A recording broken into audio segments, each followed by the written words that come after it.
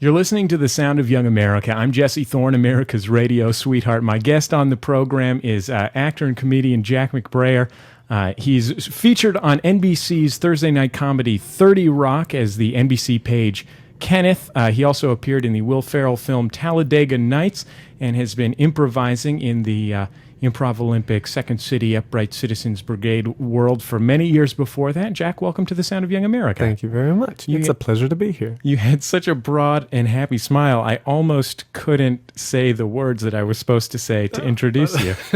It was a tremendous challenge. I once auditioned I once applied to be in the NBC page program, and your character is an NBC page.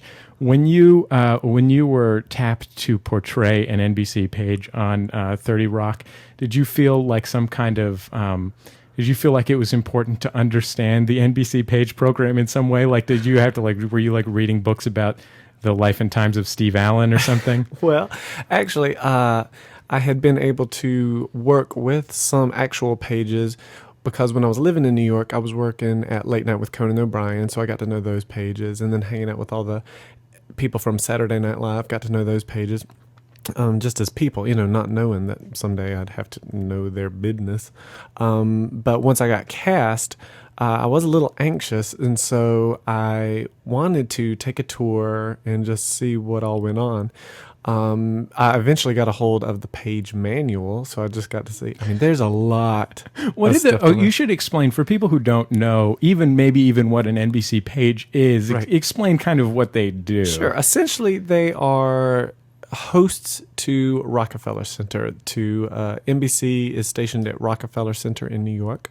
And they are tour guides. They are pretty much receptionists. When a page is put on assignment, they pretty much run reception for that particular show or project. The people on assignment for Late Night at Conan O'Brien would answer the phones. They would escort the guests to and from their dressing rooms, to their cars, that kind of stuff. They kind of run the show. They wear blue blazers. Blue blazers. The blue blazer is maybe the most important part. Does the blazer actually doesn't it actually have the peacock on it somewhere? Yeah. Oh gosh, yes. The blazer, we get all sorts of little pins and stuff, and then the tie that we wear has pictures of peacock feathers, and a little thing is that there are little peacocks hidden in it. It's kind of like a Where's Waldo thing, but they're actual peacock faces. They look like little chickens or something. Wouldn't it be sad if the actual creator of Where's Waldo, at this point, all he has left is designing neckties for NBC? What do you got? I'll do it. Well, I can fit in a few peacocks in any good thing. But we finished our season, 21 episodes, and I wore that damn blazer 21 episodes. Did you feel some sort of burden of responsibility every time you donned the blazer? Well, the good thing was the character he's made so much fun of anyways that it's kind of a win-win situation. But yeah, I mean, I love doing it, and I hopefully look forward to doing it some more. Well, we were just talking about this a little bit before we went on the air, but that comment reminds me that the show is kind of on the bubble. What's it like to be in that position? Well, the good news is I've been unemployed most of my life, probably more than I've been employed. So that is not a strange feeling to me. I guess it's just the holding pattern is a little more stressful, not knowing whether or not you have a job coming up. All signs point to yes. People are very optimistic, but our ratings haven't been particularly spectacular, but I understand that that's also the case a lot of times with first season comedies especially. So everybody's optimistic, but I haven't made any major irresponsible purchases yet. Oh, I can't wait to. What's the first thing you're going to buy? Oh, I'm going to buy a futon. Futon made of baby skin. That's got to be pricey, right? Yeah, no, that is pretty pricey. Because a futon's a big item. Oh, yeah. If you're just talking about a baby skin lampshade or something, but if you're talking about a baby skin... One imports. One of the interesting... How has that feeling sort of affected the way that you've worked over the past year in making this show? Does it kind of ebb and flow, that sort of nervousness about does this get to continue to be a thing? Well, not so much. In the beginning, it was probably a little more stressful, but once we were initially picked up for 13 episodes, and then during the course of that, we found out that we got picked up for what is called the back 9 to make a full season. And then so once we got the back 9 and were able to just go with it, it was more just everybody having fun, and we really found our momentum and our rhythm. So it wasn't as stressful later on. Now that it's all over, I think we all kind of face that career mortality of like, oh boy, what now? I have to go to audition and, it's gross. Let the record reflect that when you said audition, you did that tap dancing move where you show your poems and kind of dance them in a circle. That doesn't play necessarily on radio, but I thought it bore mentioning. You know what I mean? Well, I want to come back to 30 Rock, but first I want to get a little bit to your many years as an improviser and as a comedian with the Second City and the ImprovOlympic and elsewhere. Tell me about how you discovered this kind of performance. Actually, kind of by accident. My performance experience up to my improv world was pretty much just limited to high school plays. In college, I didn't really get to perform much because my major was theater administration. What is that? How is that even a major? I don't know. And I got the piece of paper that proves that it exists. And what was your plan with a theater administration major? Like, were you just, because I'll say there are plenty of people who work in theater administration and similarly in theater technology and building sets and so on and so forth.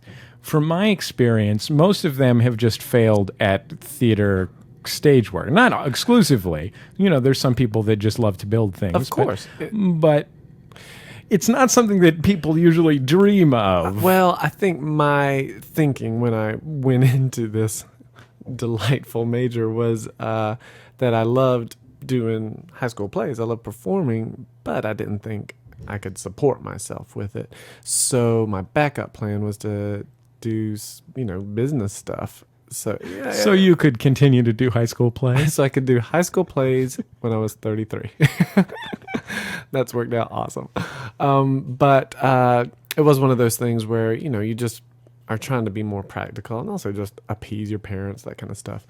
But yeah, about my junior year, I realized, I've made a horrible mistake. I really just hated it. But at that time, you had too many non-transferable credits? That's exactly the point. It was I'd gone too far, spent too much of my parents' money, and it was just that feeling of hopelessness that, oh God, I'm going to get this degree and this is what I have to do for the rest of my life. And so I had my little mini meltdown where I essentially just called my mom going, I hate it here. I want to leave. And this is like after my junior year. She's like, you're 1 year away. Just finish. They were very cool, actually. They were like, just graduate, get your diploma in whatever, and then go do whatever you want to do. So that was cool. And so how did you're originally from Georgia, right? Yes. And you went to school down there somewhere, right? Sort of. Indiana, but way southern Indiana. Called the University of Evansville. So you went to the University of Evansville. How did you end up going from, I guess that makes a little more sense because it's sort of halfway in between Georgia Pretty and much, Chicago. almost but exactly. How did you end up in Chicago as opposed to, moving to Atlanta or something like that? That's actually the answer is I did want to go to a big city, but I didn't want to go back home. So many of my high school buddies ended up just either staying in Conyers, which is where I'm from, or going to Atlanta, which to me wasn't as appealing. So the good thing was I had been to Chicago a couple times during my college stay, and a couple of real good friends of mine who had graduated the year before had moved up there and were living there and having a great time. So I just kind of went the day after graduation. I packed up my car. Bye, Evansville. Bye. Not a fan. Literally the day after graduation? Day after. Hung over. I mean, like, I was a mess. But I was like, I I'm a free man.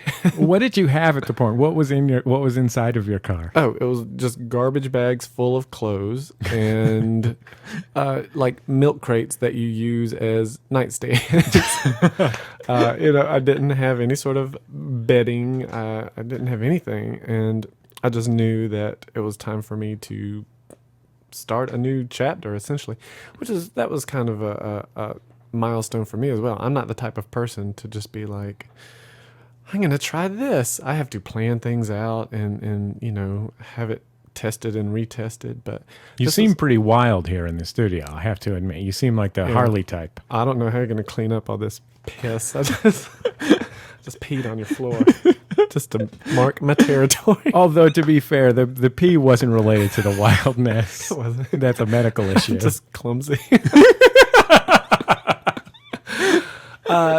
So moving to Chicago, and that was in 1995, and that was when I discovered improv, and the light bulb went off, and I was like, that's what I want to do. I hear a lot of stories from people who just kind of go see an improv show, and they're like, oh, was that the sort of what happened for you? It was an epiphany. I will never forget. It was during the summer of 95. There was a huge, horrible heat wave in Chicago. It was killing like hundreds of people.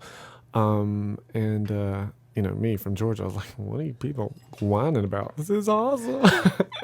So we went to Second City because I had air conditioning, and we went and saw their free improv set that they do after their show. And it was amazing. And some of the people in that set were Adam McKay, Rachel Dratch, Tina wasn't even there, John Glazer, who's a writer for Late Night with Conan O'Brien, Scott Adsit, who's also on 30 Rock. So for me, that was a very pivotal night because I saw these people doing this thing, and that's when it was just a realization, like, I want to do that very badly. What do I have to do that? Had you seen or done improv before that? Well, sort of. We had, there was this group, it was Comedy Sports, had come to some festival down in Georgia, and we went and saw them. And it was all funny and stuff. But that's a little bit more short form, meaning like games and that kind of thing. Super funny, and it still has the essence of discovery and playing with other people, that kind of thing. But when I saw Second City and their kind of long-form scenic performance, that's when it really hit home with me. What do you think it was about it that really hit home with you? I think because it really just represented to me stuff that I do with my buddies all the time anyways, but in a performance aspect. They're on stage goofing around, playing funny characters, pimping each other into these crazy whatevers. And it was... Wait a minute, I'm sorry. What were they doing on stage now? Pimping each other into crazy whatevers? Yeah, crazy scenarios or situations or relationships. Not whatever. like white slavery rings. Sometimes. I can't comment on that. I cannot comment on that, sorry. My lawyer has advised against it. But it really, to me, it really just struck a chord with, oh my gosh, these guys are just kind of goofing off, and that's their job. And so I really, really just kind of fell in love with it that night. That's kind of fantastic. How long did you do improv in Chicago? Well, I started taking classes in 1996. I got hired for the Second City Touring Company in 1997. I got hired for one of their resident stages, which is kind of like a promotion, in 1999. And I was there until 2002. So let me ask you this question. People might not know this, but being in the touring company, being in the resident stages, that's a real job. Oh, yeah. Which is kind of a very difficult and prestigious thing to achieve in the world of improv comedy. There's only about 100 jobs around the country doing it. Honestly. So why did you leave it behind? Because you did. Well, I did. I had been on the ETC stage, which is like the studio, the sister stage to the main stage. I had been on there for about 3 years. I had done 3 reviews, had a great time, and like a lot of jobs, it does have a shelf life. It does have a lifespan, and I had seen some people who you could say probably stayed too long, and I'd always just made a promise to myself that as soon as I wasn't enjoying it 100%, I was going to move on. And so it just reached a point where I was like, you know what? I'm ready to try something else, to, start a new chapter. That's when you moved to New York City. What was you mentioned that you're the kind of guy who likes to make a plan. What was your plan when you moved to New York City? Well, actually, when I quit Second City, I did not have anything lined up. I just knew that it was time to make a change. So I quit Second City. The next day, one of my former directors from Second City, Jeff Richmond, who's married to Tina Fey, he's a producer on 30 Rock now. He was in New York with Tina, and he called me. He said, "Hey, I understand that you've left Second City. I'm remounting a show here in New York that we used to do in Chicago, and I'd love for you to play in it." And so, yeah, I was like, let's do it. How did you move from this kind of goofing around stuff to all of a sudden becoming an actual professional on TV that people see, or in movies that people see, or that kind of thing? It's taken a long time. When I was living in New York, I was able to do Late Night with Conan O'Brien, just their little comedy sketches and stuff. But that's only by the grace of all the writers there who had worked at Second City before and knew my work. So very grateful for that opportunity. One great thing I've taken away from Second City is those people take care of their own.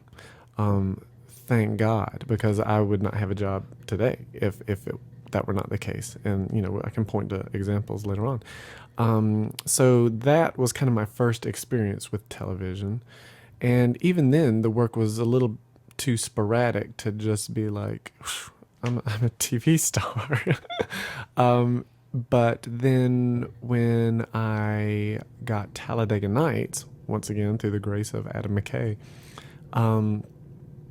that to me was just a big break. I did not think I have arrived or anything. I was just thrilled to have gotten this break. And then even a little bit with 30 Rock as well. So grateful for this opportunity, but that it probably is not going to last however long as you want it to, and you got to be prepared to take care of the next thing. So one of the interesting things about 30 Rock in my eyes is that it's this whole community of people and sort of like-minded people, for the most part, who have all worked together before in some capacity or other. What was it like to step into this really new situation, but with people that you kind of knew guiding the way? It was very comfortable. It was something that we were all really looking forward to. First of all, it's very exciting to have a TV job. First of all, it's very exciting to have a job, especially in New York. That city be expensive. And then this is a real exciting job. With Tina at the helm, we knew that it was going to be solid writing. She just pulled together a crack team of writers. I mean, they were just on top of their game. So great. They really, I think to our advantage, captured the voices of the characters very early on. And that really established what relationships worked best, the dynamic of the characters with each other. So with Tina at the helm, I knew I was in safe hands, but I also knew that there was so much stuff out of her control and definitely out of my control that came into play, such as producers and ratings and, network and advertising.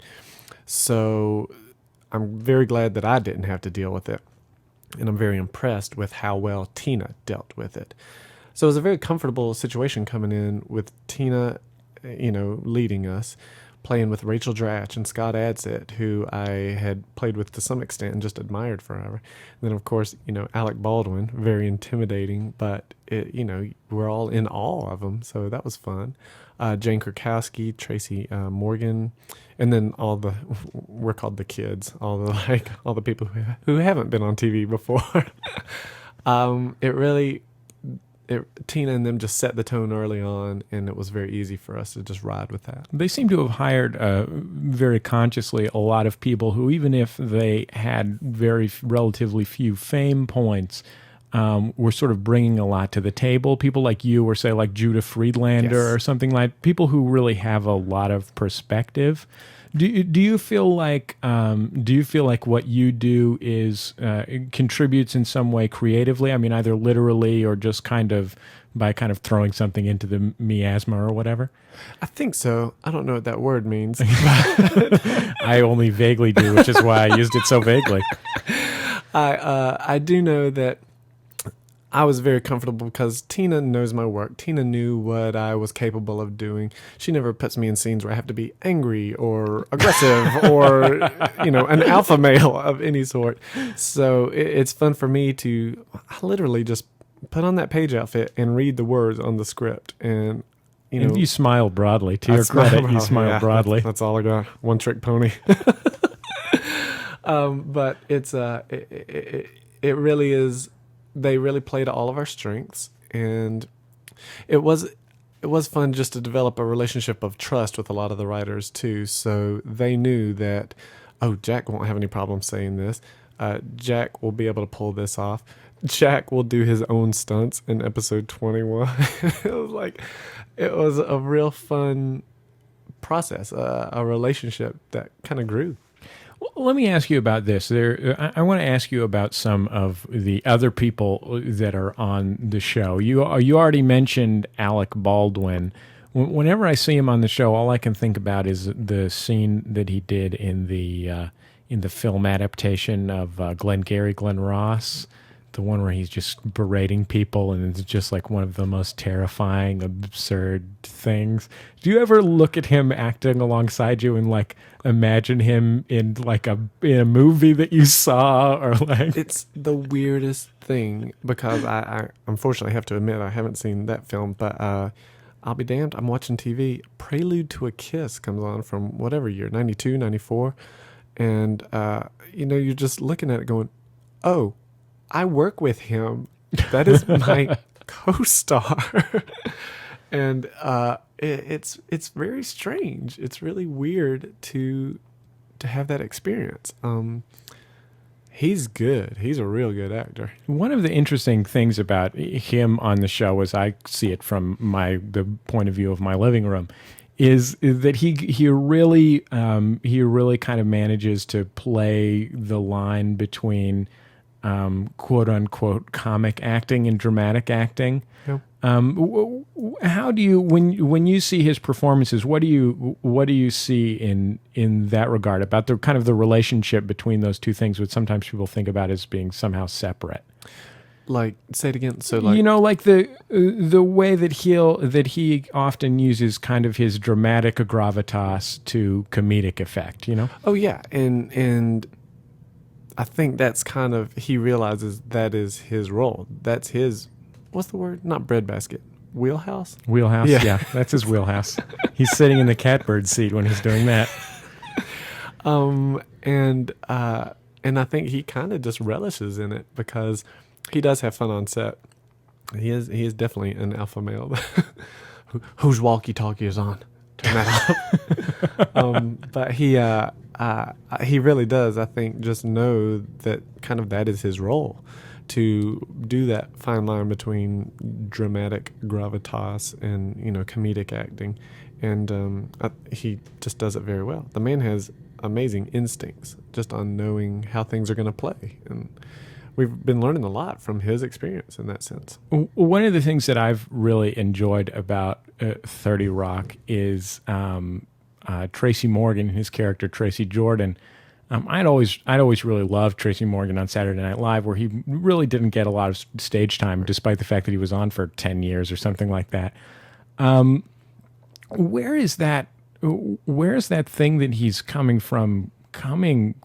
Like, what is he even doing? Are the writers like clued in enough to Tracy Morgan that they can make up crazy baby talk for him to say? Half the time they are using direct quotes from Tracy Morgan.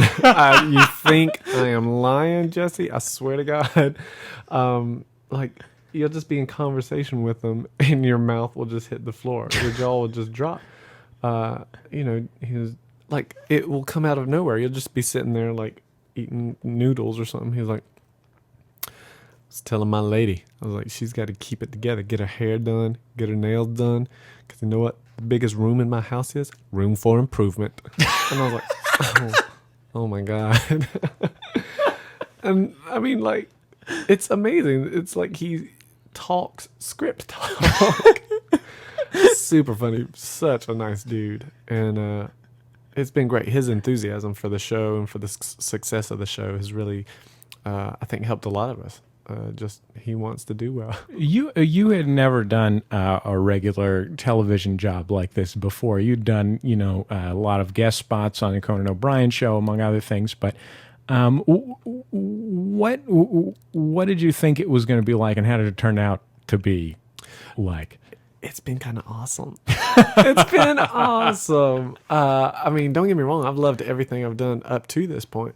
But just to know that you have this sweet job with this hilarious writing, you have this character that you love to play, and you get free food. I mean, it's great. It really is great. And I don't know. I do like talking about it, but also, you don't want to go around bragging about it because there's so many actors, especially in this town, but just even in New York and stuff. And you want to be graceful about it, but it is awesome. It is awesome. And to be fair, I mean, you do have kind of a reputation for being ungrateful in the Hollywood community. Oh, yeah. Yeah, I cannot wait to pee again. I'm going to pee everywhere, all over the studio. I don't even know if I'm allowed to play that on the radio. I'm going to pee all over the studio. You mark my words as I mark my territory. Well, Jack, I thank you for taking the time to be on the show. Thank you for having me.